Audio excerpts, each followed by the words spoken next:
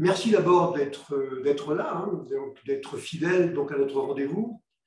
Comme je vous l'avais dit, nous allons regarder aujourd'hui un aspect de l'intelligence artificielle un peu sulfureux. C'est non pas l'aspect technique, hein, bon, on va en parler un tout petit peu, mais ce n'est pas ça qui nous intéresse aujourd'hui. Ce qui nous intéresse, c'est de regarder un petit peu la folie furieuse, car c'est comme ça qu'il faut appeler les choses, hein, qui entoure aujourd'hui donc ce concept. C'est la porte ouverte, on va dire, à tous les délires inimaginables. Voilà. Récemment, on voyait monsieur Jeff Bezos, donc quand même le patron d'Amazon, qui investit maintenant des milliards de dollars pour la recherche de l'immortalité. Rien que ça.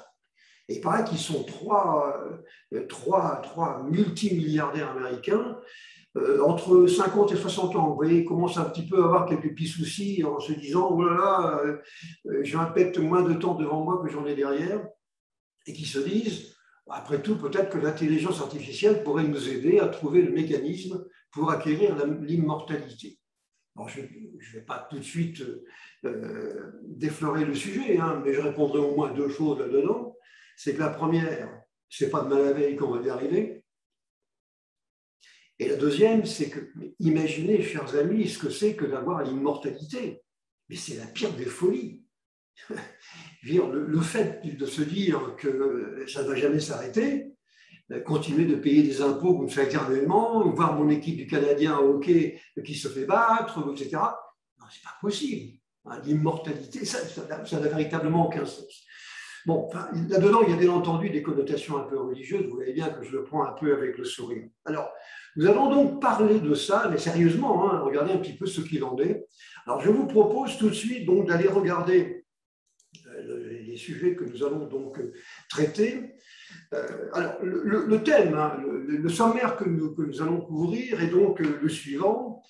On va rappeler rapidement, parce que, bon, c'est pas, vous connaissez ça bien, on va rappeler rapidement ce que couvre aujourd'hui donc l'intelligence artificielle, hein, peut-être avec quelques rappels sur les systèmes experts un peu anciens, voire d'autres systèmes. On verra qu'en fait, on est très très loin du jackpot. Hein. On va faire un petit rappel hein, sur ce qu'on appelle donc l'apprentissage, le deep learning, mais assez rapidement. Je vais vous exposer mon point de vue, mais c'est un sujet sur lequel nous avons chez nous beaucoup réfléchi. Je vais publier un livre l'année prochaine dessus. Il est en pleine rédaction. On travaille sur des sujets d'intelligence artificielle. Et moi, je constate une chose, c'est que franchement, l'IA, intelligence artificielle, elle est tout sauf intelligente. Alors, vraiment, je dirais même qu'elle est d'une relative bêtise par rapport à ce qu'est capable de faire un enfant de 5 ans. Donc, il ne faut pas non plus se gargariser de mots. Il ne faudra pas confondre, et on va l'évoquer souvent, et on ne confondra pas donc la simulation et la copie de ce que nous sommes avec de l'intelligence. Et donc, quand on nous parle aujourd'hui de deep learning ou apprentissage profond, capable, extraordinaire, de distinguer d'un Madonna, donc d'un char d'assaut, permettez-moi de dire qu'il suffit de voir la photo de Madonna et la photo d'un char d'assaut, a priori, ce n'est pas tout à fait la même chose. Bon. Oui, donc on attribue beaucoup d'intelligence en fait à des comportements qui ne le sont pas. Et je pense qu'on est parti sur des mauvaises bases hein, et qu'on risque d'être extrêmement déçu par la suite. Alors au cœur, bien sûr, de l'intelligence artificielle, il y a les algorithmes.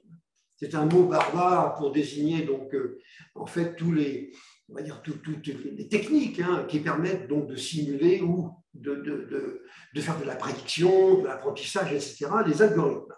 Alors ça, c'est vraiment très important et on se pose des questions aujourd'hui sur la possibilité, peut-être un jour, que les algorithmes vont nous remplacer. Alors, ce que je trouve un peu curieux, c'est que les gens, j'allais dire entre guillemets un peu sérieux, se disent peut-être que ça viendra, mais peut-être que ça sera dans 500 ans, dans 300 ans. Or, il y a quand même des gens qui sont sérieux.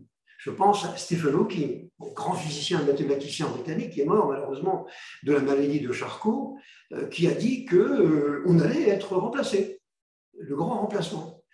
Or, cet homme ne disait pas n'importe quoi. Elon Musk est un tout petit peu dans la même approche, d'une manière peu plus, on va dire, un peu plus prudente. Il dit qu'il faut se méfier de l'intelligence artificielle. Bon, je veux bien, en tout cas, on va regarder ça de près, hein, parce que je pense que l'intelligence artificielle, l'IA, ne fait que nous imiter. Je crois que tout est là. En fait, on confond deux choses, l'imitation avec l'intelligence. Bon. Imiter un comportement, un process, on sait faire depuis longtemps.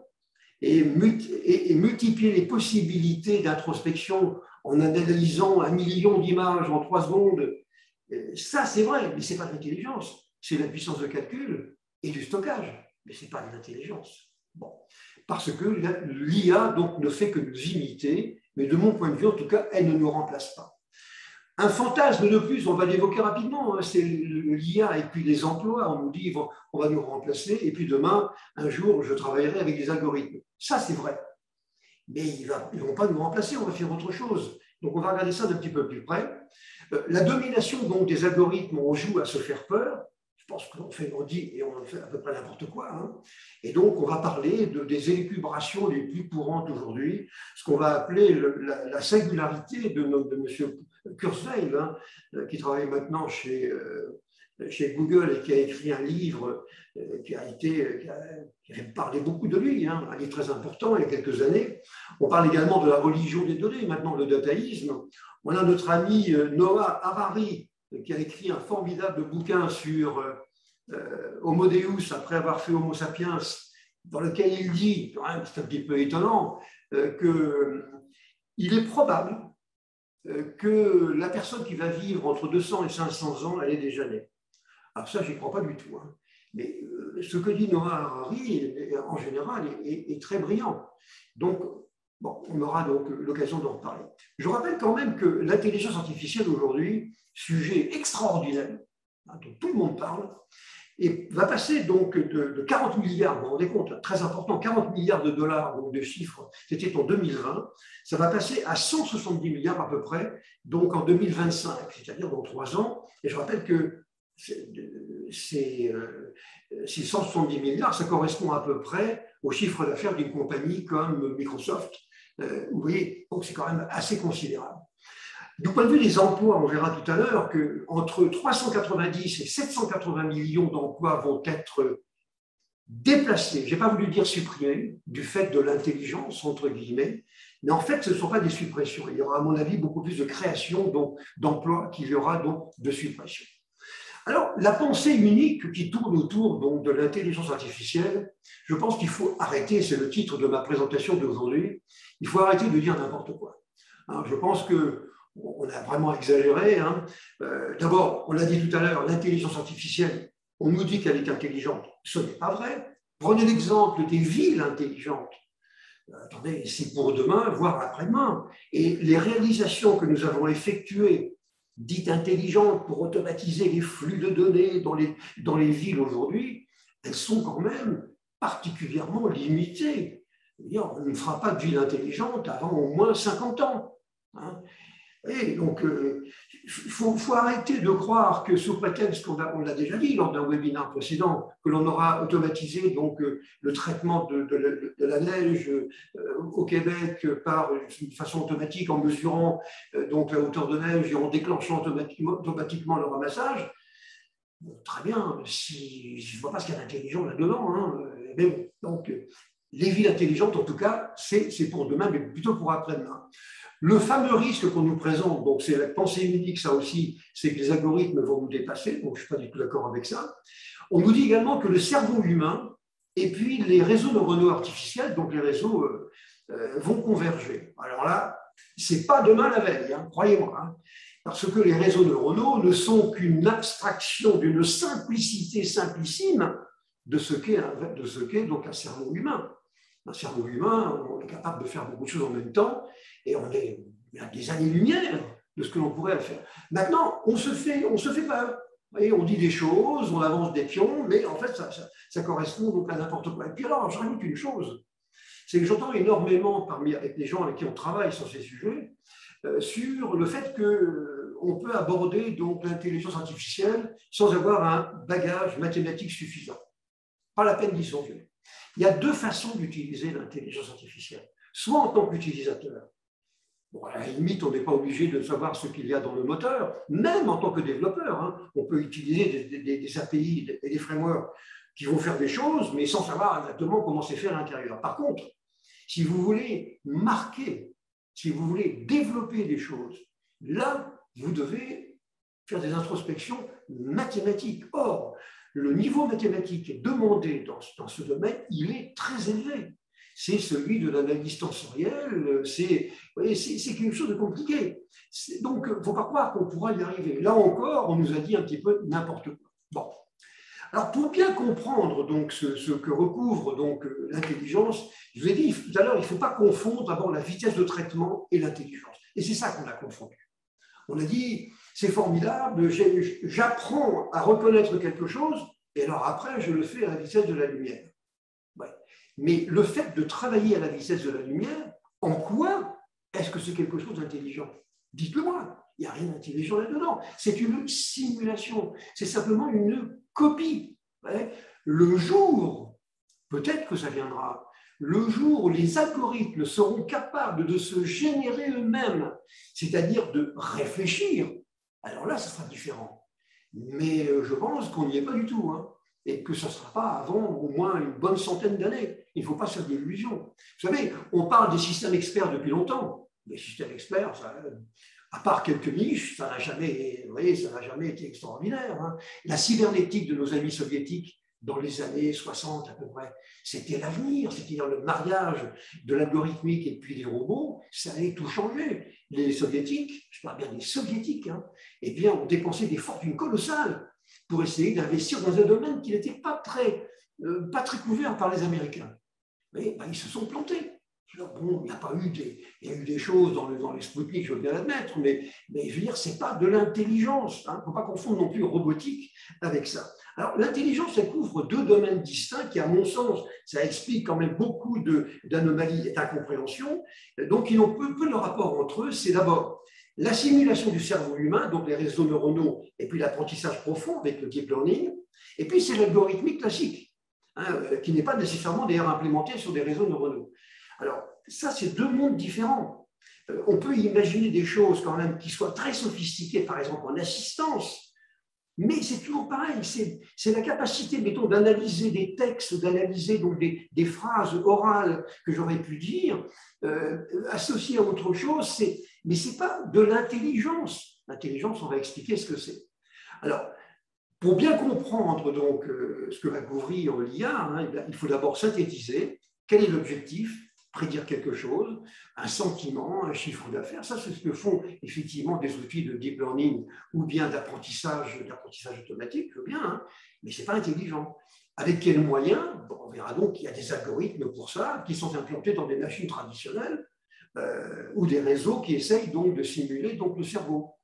Et quand je vois tous les modèles qui existent aujourd'hui pour représenter un cerveau, avec les fonctions de transfert, les fonctions de poids, enfin, c'est quelque chose de monstrueux. Et pourtant, on arrive dans les cas les plus sophistiqués, on arrive à faire une seule chose, c'est-à-dire à faire une opération. C'est-à-dire que les réseaux neuronaux sont capables de faire une chose, mais pas deux. Alors que vous et moi, nous sommes capables d'entendre en même temps que je vous parle et puis que je tape sur le bouquin qui est à côté de moi. Et ça, vous voyez, un réseau neuronal, il a été, j'allais dire câblé, il a été conçu et fait pour une chose. Vous voyez, c'est comme si l'être humain, ben, il n'était capable que de faire qu'une seule chose. Et on est vraiment à des années-lumière. Alors, les obstacles qui se heurtent, à mon sens, à ce que l'IA puisse avoir un statut quand même plus avancé hein, dans ce domaine, d'abord, c'est la faiblesse des algorithmes. Et donc, on n'est pas du tout à un niveau de pertinence suffisant aujourd'hui pour prétendre à être intelligent. C'est la lenteur des machines. On a beau améliorer les performances, on reste quand même avec des grosses babasses dans le cadre du traitement des algorithmes d'IA. Bon, on ne comprend pas. On dit on va faire pareil que le cerveau. Ouais. Sauf qu'on ne sait pas comment il marche, le cerveau. On commence à savoir localiser des choses à l'intérieur en disant, vous voyez, sur le devant, derrière, on commence à comprendre des choses. Mais comment il fonctionne, on n'en sait rien. Et comment voulez-vous reproduire quelque chose que vous ne comprenez pas? Il faut d'abord le modéliser sur quelque chose. Et ensuite, on va pouvoir le traduire par un algorithme. Et ensuite, on va en faire une application. Mais si vous ne savez pas comment ça marche, mais on n'y arriverait jamais. Il y a donc un certain nombre de choses qui sont complètement incompréhensibles actuellement. Alors, structurellement, les machines sur lesquelles on travaille, y compris d'ailleurs les machines quantiques, hein, vous avez vu à quel point je suis très sceptique sur le futur donc, des réseaux des machines quantiques, parce qu'on est un petit peu dans le même domaine. Là. Et les réseaux neuronaux sont ridicules, j'ai bien dit le mot, ridicules par rapport à la complexité et les performances du cerveau. Il est absolument ridicule. Et je pense qu'on se fait beaucoup trop d'illusions, on raconte n'importe quoi et on prend pour vérité ce qui n'est que le début d'une période de recherche ambitieuse, bien entendu, qui va animer le 21e siècle, mais qui, de mon point de vue aujourd'hui, est une immense mascarade. Vous voyez, en tout cas, quand on prétend, en tout cas, il y a des applications évidemment, mais c'est des applications de simulation et de simulation comportementale, ce n'est pas nécessairement donc des applications intelligentes. Alors, maintenant, bien sûr, pour parler d'intelligence, il faut d'abord peut-être donner une définition. Alors, je l'avais déjà indiqué, je la rappelle simplement ici, parmi les, on va dire, les fondateurs, disons les pères fondateurs avec John McCarthy de l'intelligence artificielle, des concepts. Il y a Marvin Minsky qui avait donné une définition qui était qui est contestable, mais après tout, elle a le mérite d'exister. C'est la construction donc, de programmes informatiques qui s'adonnent à des tâches qui sont, vous voyez, comme c'est précis et lucide, pour l'instant accomplies de manière plus satisfaisante par des êtres humains, parce qu'elles demandent des process mentaux de haut niveau, tels que l'apprentissage perceptuel, l'organisation de la mémoire et le raisonnement critique. Alors, ce serait déjà un grand progrès d'arriver à faire ça, mais je vous dis tout de suite, on n'y est pas. Marvin Minsky faisait une distinction, on la fait toujours aujourd'hui, entre deux formes d'intelligence, l'intelligence faible, hein, donc qui se concentre sur une tâche bien précise hein, et qui nous simule, et puis l'intelligence forte. Et là où la machine, et c'est là où on n'est plus d'accord, la machine est dotée donc de conscience, de sensibilité et d'esprit, et elle est capable d'appliquer donc un process donc intelligent à tout problème et pas simplement à un problème spécifique, comme je l'indiquais tout à l'heure. Alors ça, on ne sait pas faire. On ne sait pas faire. On sait faire en laboratoire, on a peut-être fait des choses qui commencent à le début de l'alpha du commencement. Mais attendez, non, concrètement parlant, on n'y est absolument pas. Donc, peut-être qu'il pourrait y avoir deux étapes là-dedans. On pourrait imaginer d'abord la simulation de nos capacités cognitives, parce que quand même, on est sacrément doués, vous savez, nous les êtres humains. Hein, et avant d'arriver à nous imiter de ce point de vue donc cognitif, ben, je pense que ça sera quand même compliqué. Bon. Le cognitif, c'est l'ensemble de toutes les fonctions de l'esprit qui sont liées à la connaissance. La perception, le langage, la mémoire, le raisonnement, la décision, le mouvement, etc. Et les fonctions cognitives, ce qu'on appelle les fonctions cognitives en IA, donc supérieures, elles désignent toutes les facultés qu'on trouve chez un être humain, le raisonnement logique, le jugement moral, l'esthétique. Encore, l'esthétique, à condition d'avoir donné les canons de l'esthétique à un algorithme, on devrait pouvoir y arriver. Mais le jugement moral, là encore, vous devez donner des critères, vous devez mesurer ces critères. Mais finalement, il n'aura pas la possibilité de dire « Ah, le Canadien a marqué un beau but, un beau goal cette fois-ci, et je suis content. » Ça, ce n'est pas une machine, vous comprenez? Ce n'est même pas un algorithme. Ressentir le plaisir de voir le Canadien marquer, non, il ne le ressentira pas. Donc, on est quand même vraiment à des années-lumière. Bien. Alors ici, je vous ai simplement rappelé quels étaient donc les grands domaines de l'intelligence artificielle. Bon, je n'insiste pas, je les rappelle très vite. Hein. Vous avez donc tout ce qui concerne, on va dire, les enfants hein, de l'intelligence artificielle, c'est-à-dire le machine learning, l'apprentissage automatique avec trois formes d'apprentissage, supervisé, non supervisé et par renforcement. Et puis vous avez l'apprentissage, et vous avez l'apprentissage profond, hein, le deep learning, qui lui, généralement, est fondé sur des réseaux neuronaux. L'apprentissage normal, ça peut lui arriver aussi, mais le nombre de couches que vous trouvez dans les réseaux neuronaux ne sont pas du tout pareils. Il y en a beaucoup plus dans un réseau de type deep learning. Bon, j'en dis pas plus. Alors, je vous avais dit tout à l'heure que moi, ce qui m'agace, c'est que on est absolument en admiration devant des performances d'algorithme qui, moi, me semblent particulièrement marquées d'une simplicité, simplicime, comme je le disais tout à l'heure. J'avais pris l'exemple d'apprendre, de dire à un algorithme, je t'apprends à reconnaître Madonna. Bon, donc, je lui donne 1 500 000 photos de Madonna, et à force, il enregistre tout ça, il calcule ce qu'on va appeler des vecteurs, vecteurs de représentation, et puis si je lui montre une nouvelle photo donc, de Madonna, eh bien, il dira c'est Madonna. Ou alors il dira non, c'est une soucoupe volante. Alors à ce moment-là, il faut refaire une séance d'apprentissage pour qu'il ne confonde pas Madonna avec une soucoupe volante. Mais une fois qu'on aura réussi à ce que l'algorithme reconnaisse effectivement Madonna et ne la confonde pas avec un char d'assaut, ensuite, si je veux réutiliser le même algorithme avec autre chose, je vais devoir refaire une opération d'apprentissage.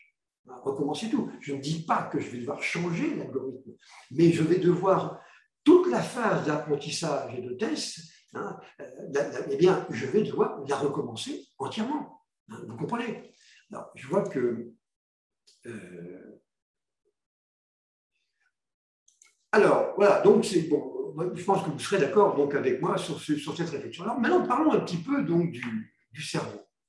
Le cerveau est une machine absolument prodigieuse. Alors ça aussi, j'avais eu l'occasion de vous le présenter lors d'un précédent webinaire. Le cerveau, c'est donc une machine, mais même celui d'un scarabée, ou même d'un joueur de soccer. Alors, on est quand même à un niveau assez bas, pour le reconnaître.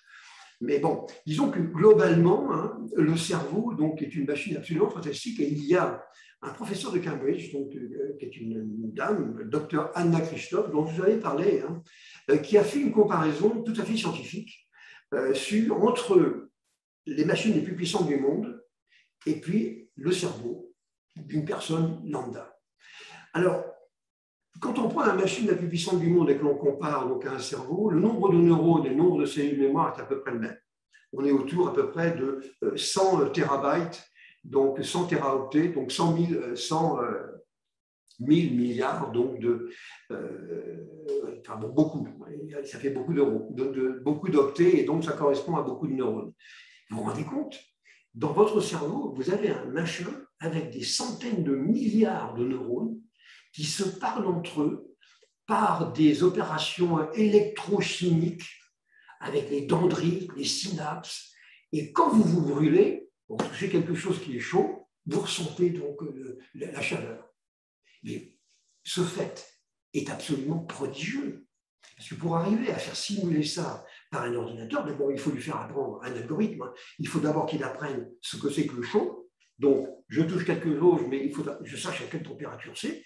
Et une fois que j'ai touché quelque chose, je l'injecte dans un modèle qui va me dire « oui, ça fait mal ». Vous voyez? Alors que nous, on le voit automatiquement. On a une mécanique à l'intérieur qui est absolument prodigieuse. En plus, la vitesse de communication entre les neurones, elle est prodigieuse. Un neurone dans un cerveau est capable de communiquer avec à peu près 1 millier d'autres neurones, et donc est capable alors que sur un réseau neuronal, pour lesquels on est en admiration, eh bien on est au maximum à peu près 1 millier, à une centaine d'autres neurones. Donc on est beaucoup moins. Et puis en plus, on a beaucoup moins de couches. Donc ce n'est pas comparable du tout. Par contre, du point de vue de la vitesse de traitement, c'est-à-dire la réalisation technique, à partir du moment où on a appris un ordinateur, un algorithme à faire quelque chose, le temps d'exécution, il est à peu près, pour un cerveau, à peu près 30 fois plus rapide qu'un ordinateur. Sauf qu'il a un peu tendance à oublier. Et c'est intéressant, je ne le montre pas ici, mais vous l'avez sans doute regardé dans l'un de nos dossiers.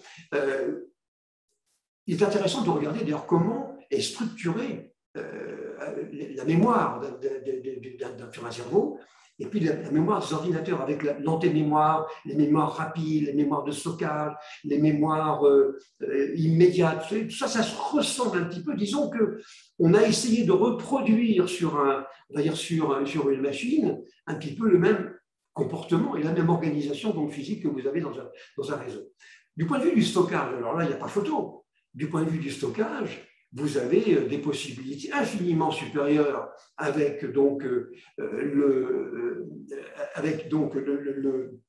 l'ordinateur, puisque vous pouvez lui coller derrière des monstres de stockage, vous voyez, alors que nous, on a quand même une mémoire qui est relativement limitée, hein, et en plus, ces cellules, ces neurones ont un peu tendance un petit peu à se, vous voyez, à dégénérer, et puis il arrive un âge où on finit par oublier des choses, et la dégénérescence, donc les maladies neurovégétatives comme Alzheimer, en fait, c'est ça. Vous me direz, l'ordinateur, ça peut aussi tomber en panne, un algorithme, ça peut ne pas fonctionner, mais quand même. Là, en l'occurrence, on a, et c'est d'ailleurs l'explication de l'incompréhension absolue qu'il y a sur ce sujet, qui est donc de croire que parce qu'on va accéder à des volumes extrêmement importants, donc les algorithmes sont intelligents. Moi, je pense que l'ordinateur, l'algorithme, n'a aucune chance de se rapprocher de la réflexion cognitive du cerveau. Ou alors, enfin, quand je dis aucune chance, c'est à horizon perceptible. Alors, si je vous dis, moi, 500 ans, vous allez me dire que je suis complètement fou. Je ne crois pas. Je ne crois pas. Parce que là, on est véritablement devant quelque chose de considérable. On va faire des petites choses, on va s'améliorer, oui, d'accord. On va faire du GPT-3 maintenant pour faire de la génération de code à partir d'une description textuelle ou orale. Mais ce ne sont que des procédures qui sont relativement simples. Et par contre, ressentir l'idée que ce que j'ai produit est de bonne qualité et c'est du code qui est beau à regarder, c'est déjà quelque chose de plus compliqué, même pour GPT-3 ou GPT-4 maintenant. Bon. Donc, l'impossible comparaison. Regardez, là aussi, ça vous montre quand même les choses. C'est pourquoi on travaille quand même là-dessus. Je vous ai fait une comparaison entre, disons, le cerveau humain, ce qu'il fait, et puis l'intelligence artificielle. Alors, cerveau humain, c'est intéressant de regarder. Le cerveau humain, il est capable de sentiments. J'aime, je n'aime pas. Ouais, bon. Il est capable d'extrapoler les choses d'une manière tout à fait normale. Il est capable de ressentir des perceptions instantanées. C'est chaud, c'est froid, j'ai de la lumière dans les yeux, vous voyez, il est capable de ça. Il est capable d'exprimer donc le libre arbitre, c'est-à-dire, je tape sur le livre, il y a 30 secondes, je ne l'avais pas imaginé. Mais voilà, c'est comme ça, j'ai envie de taper sur le livre. Bon. La conscience, on aura l'occasion d'en reparler parce que la grande question, c'est de savoir c'est quoi la conscience, on n'en sait rien. On ne sait même pas où ça se trouve, c'est peut-être dans les boîtes pieds, hein, mais en fait, on n'en sait rien du tout. L'intuition, c'est-à-dire imaginer quelque chose, mais sans avoir une approche véritablement consciente, l'intuition de quelque chose. Un cerveau humain est capable de le faire, hein, et de l'imaginer. Faire ça par un ordinateur, ça paraît quand même beaucoup moins évident. L'instantanéité des nuances, vous voyez, du rouge et du noir. Évidemment, l'ordinateur, le cerveau humain va voir tout de suite, alors qu'un ordinateur, il faudra lui apprendre. Attendez, je ne suis pas en train de dire que l'IA ne peut rien faire, que l'apprentissage automatique ne fera rien, ou que le deep learning ne fera rien. Mais je dis que du point de vue de l'intelligence, on est à des années-lumière. La perception de concepts abstraits tels que l'esthétisme, la complexité, ça c'est quelque chose de spécifique du cerveau humain. Par contre, du côté du cerveau de l'intelligence artificielle, il ne se fatigue pas. Il peut travailler 24 heures sur 24 et il ne se mettra pas en grève, en principe. Il n'aura pas d'état d'âme. On pourra donc accéder à des gros volumes de données. Il aura des traitements invariables et répétitifs. Disons qu'il ne sera pas blasé. Il n'y aura pas au bout d'un moment... Ça fait 15 fois qu'il me pose la question, j'en ai marre. Hein, voilà, bon. Non, il ne sera pas blasé. Il n'aura pas de séquelles dues aux excès. Et je pense ici en particulier aux applications de robotique en chirurgie aujourd'hui, assistées par des robots. Avec un chirurgien, on peut toujours s'imaginer qu'il a peut-être un peu trop forcé sur le whisky hier soir. Disons qu'un algorithme d'IA sur une machine, ça ne risque pas de lui arriver. Il est capable d'effectuer des traitements lourds et il est insensible aux variations d'humeur. Parce que je me suis levé du pied gauche ce matin, l'ordinateur, lui, il ne connaît pas ça. Il est indépendant de l'environnement, en principe. En principe. Si on parle de machine quantique, ce n'est pas tout à fait vrai, mais bon. Ensuite, il est capable, par contre, de traiter des algorithmes d'une complexité extraordinaire, c'est vrai, ça on sait faire, peut-être mieux même que nous. Mais ce n'est pas de l'intelligence, encore une fois. Hein. Il n'est pas fatigué. Ça, on l'a dit tout à l'heure. Donc, vous voyez un petit peu la comparaison donc, que l'on peut imaginer donc, entre les deux. On me pose la question, Benoît Dubuc me pose la question, comment qualifier la qualité de la reconnaissance vocale et de la reconnaissance faciale aujourd'hui? Où place-t-on cela? Alors, ce sont des algorithmes, la réponse en tout cas est la suivante, ce sont des algorithmes que je crois très simples, extrêmement simples, qui ne sont pas du tout intelligents. La reconnaissance faciale, c'est la reconnaissance d'une image et puis les caractéristiques d'une image. Les caractéristiques de la reconnaissance vocale, c'est la détection des phonèmes, c'est-à-dire dans une voix, donc la détection de la principale, disons, la composante principale et toutes les harmoniques, ce qu'on appelle les phonèmes, hein, donc en théorie donc, du son, mais il n'y a rien d'intelligent là-dedans. Il y a simplement des algorithmes qui font les choses correctement, mais qui ne font au fond que nous simuler. Donc je place ça dans des algorithmes simplissimes qui sont d'intelligence artificielle, mais à mon avis, sans être intelligents. J'espère que Benoît Dubuc, j'ai répondu à votre question. Bon. Alors, est-ce qu'on peut imaginer un cerveau artificiel? Alors, bien entendu, il y en a qui sont complètement fous et qui se sont lancés là-dedans. Moi, je crois qu'imaginer un cerveau artificiel, d'abord, je l'ai dit tout à l'heure, il faut déjà le comprendre. Hein, et je pense que la neuroscience est dans l'enfance. Comme on le disait, donc on sait localiser aujourd'hui des fonctions qui sont assurées donc, par le cerveau, mais elles ne sont pas, on ne sait pas comment elles sont opérées. On comprend certains effets, mais pas les mécanismes dits internes. Personne ne sait comment les neurones agissent pour percevoir le sens, décoder la pensée et piloter mécaniquement le reste du corps. Je sais que je lève le bras. Je sais.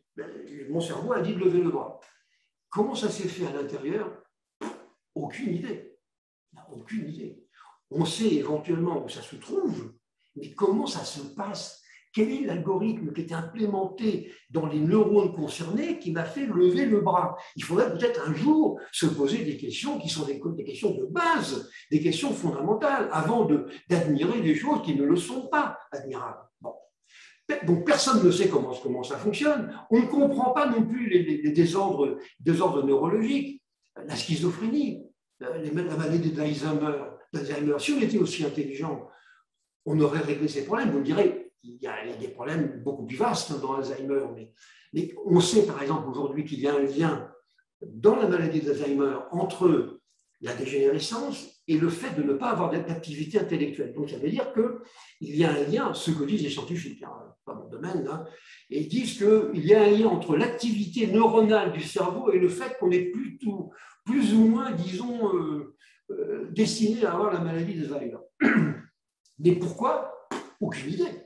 On constate simplement un effet qu'on essaye vaguement de modéliser, mais c'est tout. On est en culotte courte devant le phénomène. Vous voyez, et pourtant, on en aurait bien besoin de ça. Alors, c'est vrai que les neurochips ont progressé, incontestablement, c'est-à-dire l'association du cerveau avec des circuits donc artificiels, mais ça ne nous dit rien quand même sur le mécanisme d'intelligence du cerveau. C'est ça la grande différence. On ne sait pas trop pourquoi. Plusieurs projets donc, ont été lancés en matière de fabrication d'un cerveau artificiel.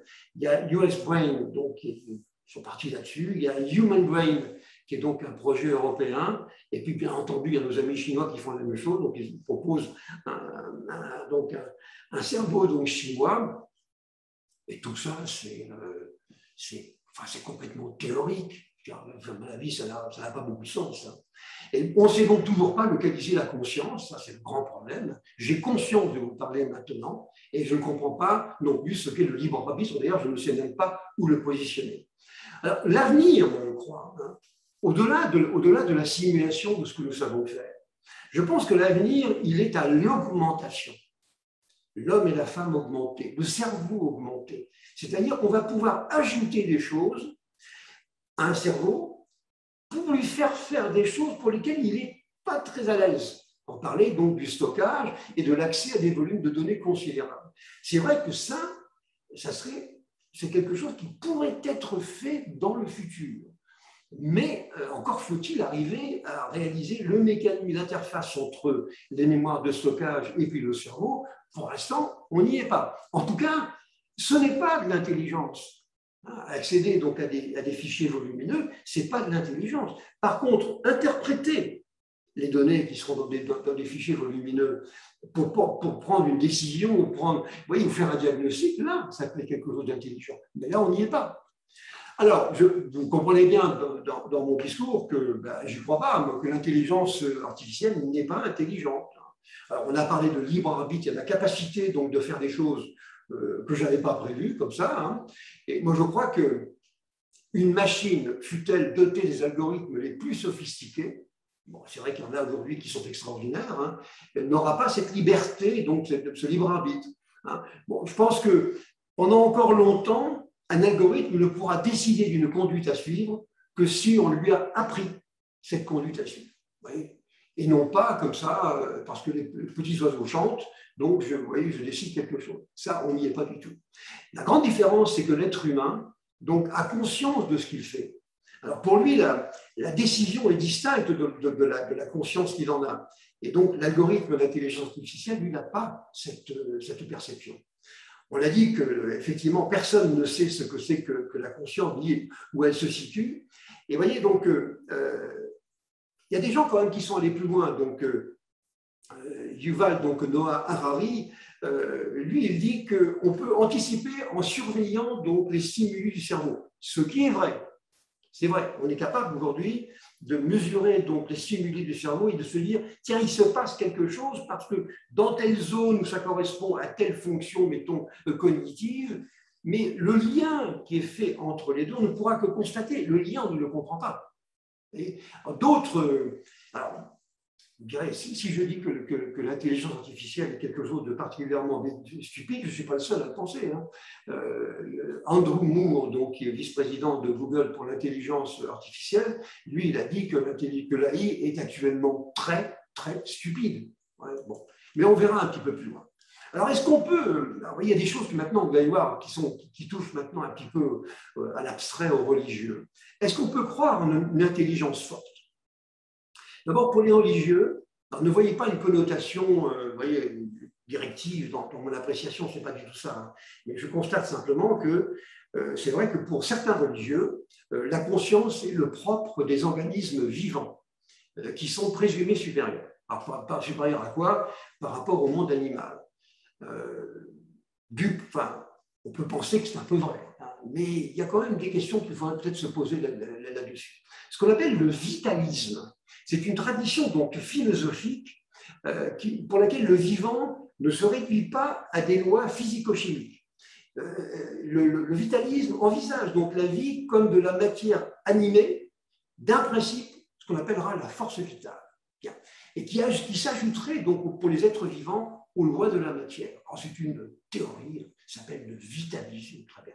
Et donc ça s'oppose, le vitalisme, au mécanisme, qui lui réduit les êtres vivants à des composés de matière, hein, comme une machine ou un robot. Voyez. Donc il y a le mécanisme et le vitalisme. Alors, le vitalisme pourrait un jour peut-être héberger une forme d'intelligence, ce qui n'est pas encore le cas maintenant.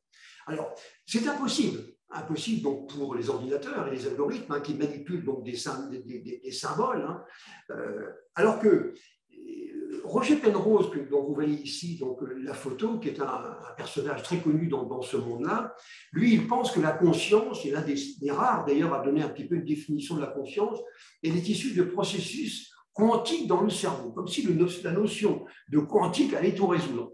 Bon, je pense que, bon, elle a peut-être raison, mais je ne suis pas très, très convaincu quand même. Hein. Et bon, on ne sait pas trop. Hein, on sait pas trop. Impossible aujourd'hui, avec l'architecture des machines actuelles.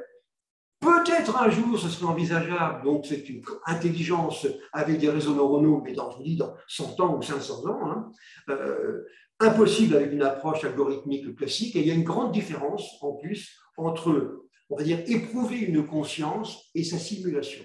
Ce sont quand même deux choses différentes. Alors, on parlera, et les religieux ont un blocage par rapport à ça, c'est que l'être humain est une création de Dieu.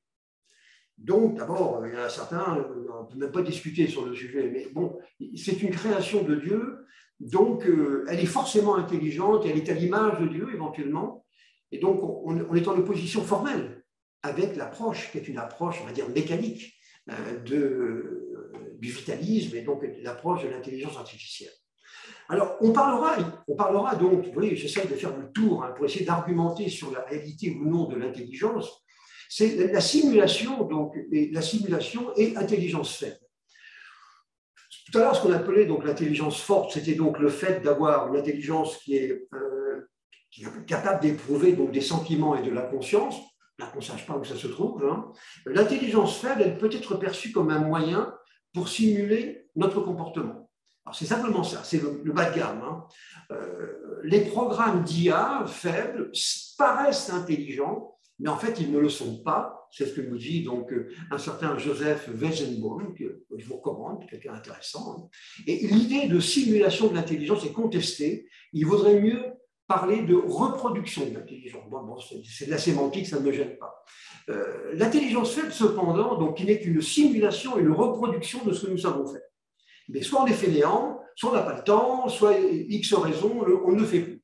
Alors c'est dangereux, pourquoi? Parce que sous couvert d'admiration de cette reproduction de nos comportements, eh bien, et éventuellement donc, pour des raisons donc, financières, on veut tout reproduire. Et finalement, on perd le contrôle de nos connaissances. J'ai eu l'occasion souvent de dire ça.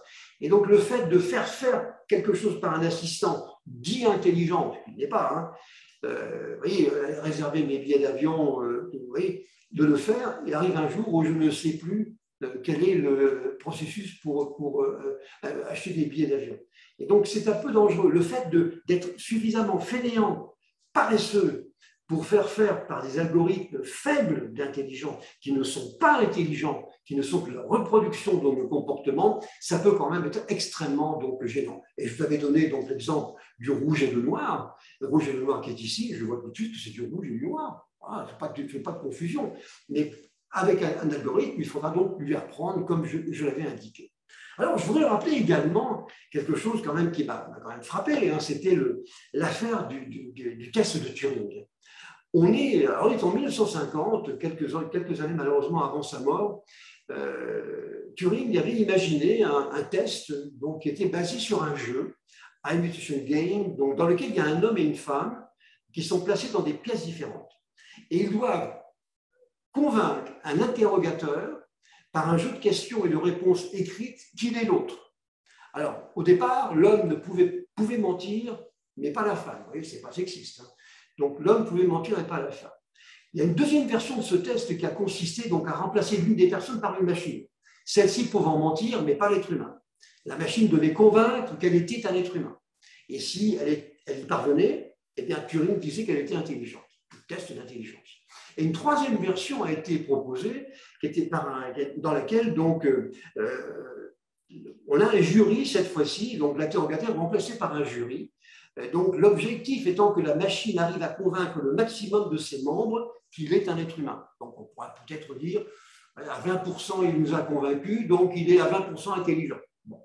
Le principal reproche qui a été fait à ce test de Turing, c'est qu'il ne vérifie pas directement l'intelligence d'une machine, mais sa faculté de se comporter comme un être humain, qui lui n'est pas nécessairement intelligent. Il est un genre de soccer, bon, j'ai rien contre eux, hein, mais c'est tellement pratique. Hein. Alors, il y a eu, personne n'arrivait à résoudre ce problème, et personne n'arrivait à convaincre un jury, et finalement, le test de Turing ne marchait pas.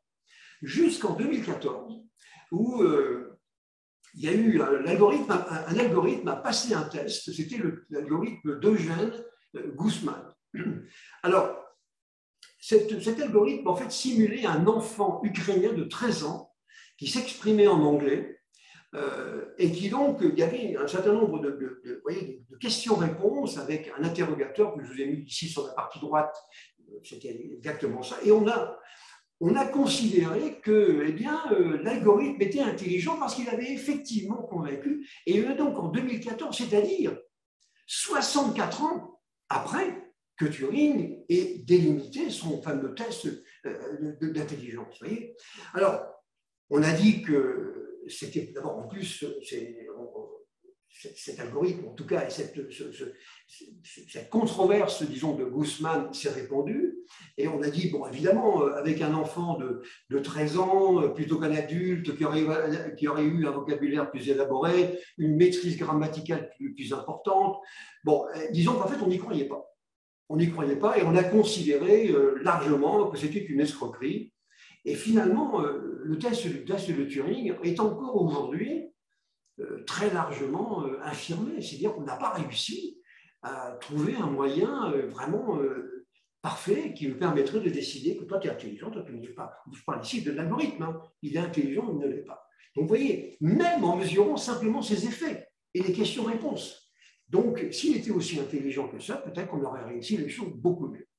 Alors, je vous avais dit tout à l'heure que je faisais juste un petit passage du côté des emplois parce que je vais quand même me rappeler ça, parce que finalement, pour beaucoup de gens, l'intelligence artificielle a quand même, qui va devenir peut-être intelligente, donc, eh bien, aurait l'inconvénient de nous supprimer nos emplois. Alors, j'ai eu l'occasion, effectivement, d'en parler.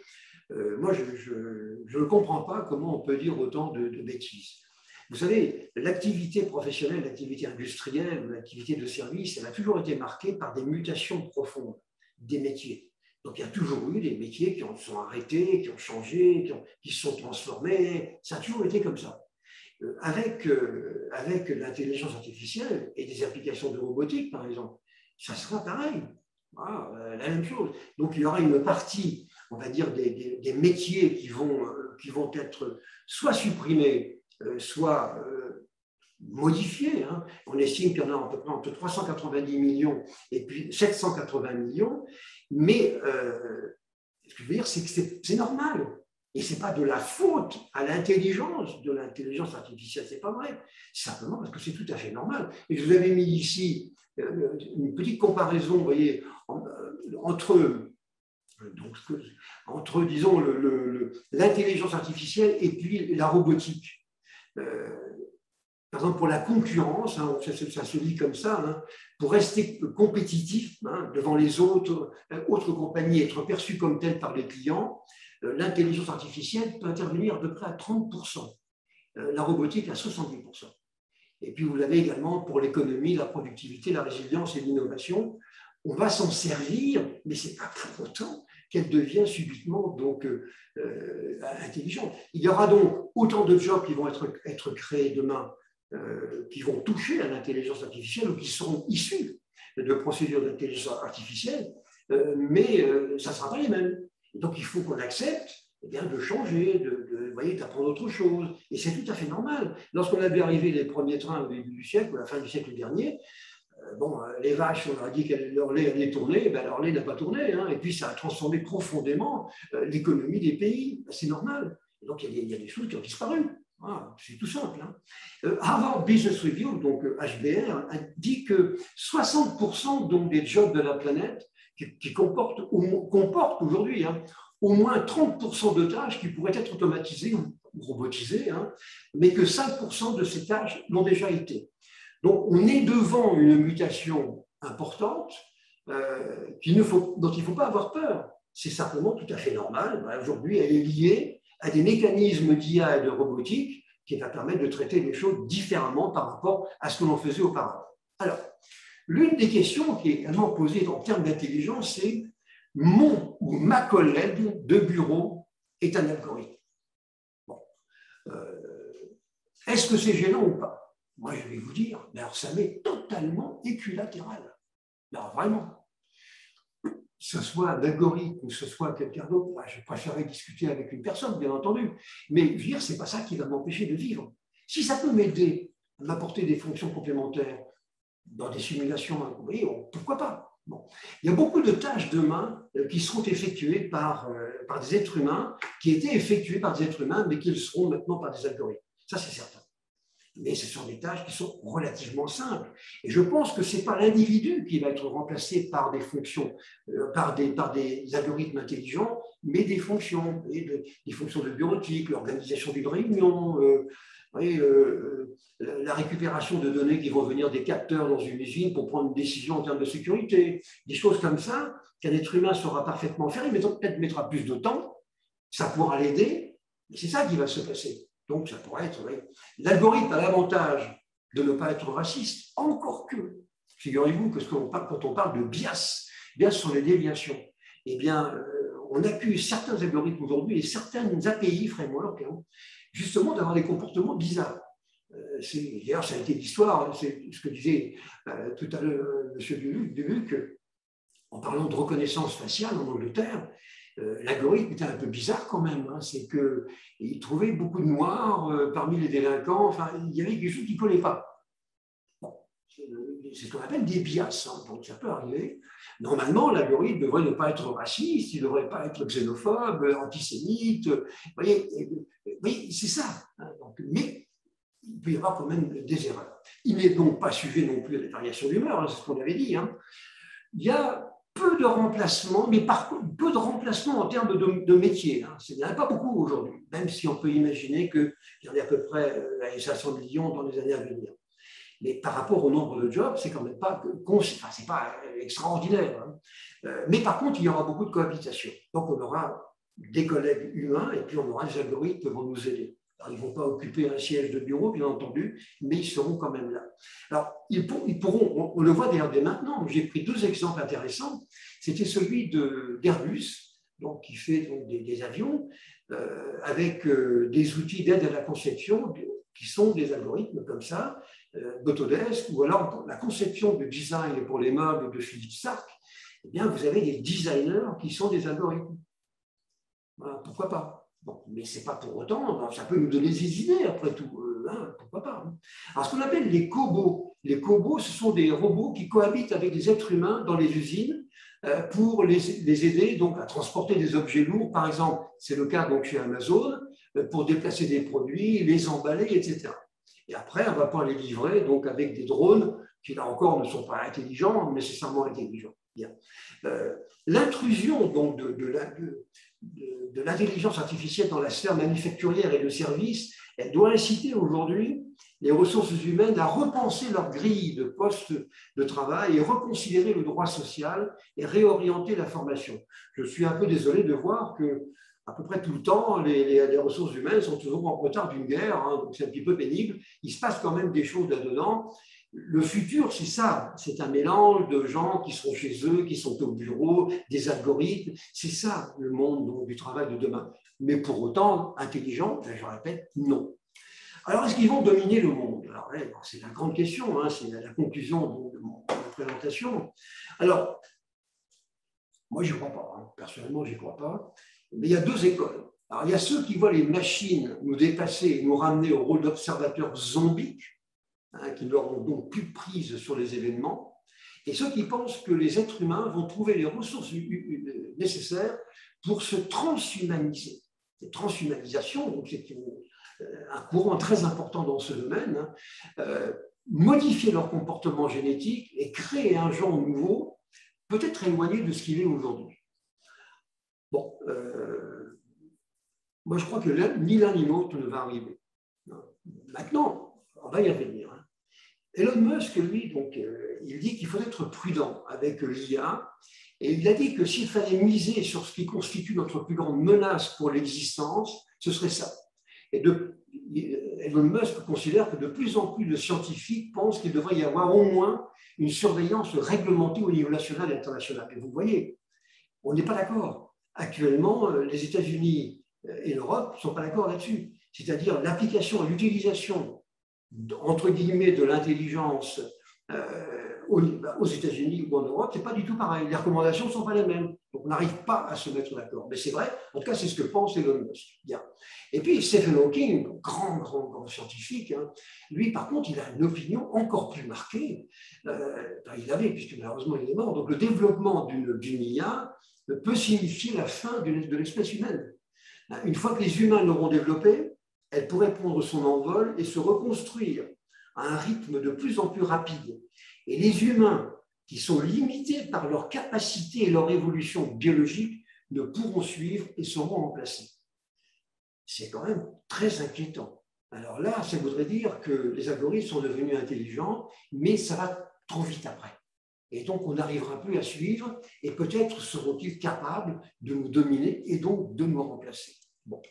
Alors, Maintenant, est-ce que véritablement, on évoquait donc le cas des algorithmes de simulation qui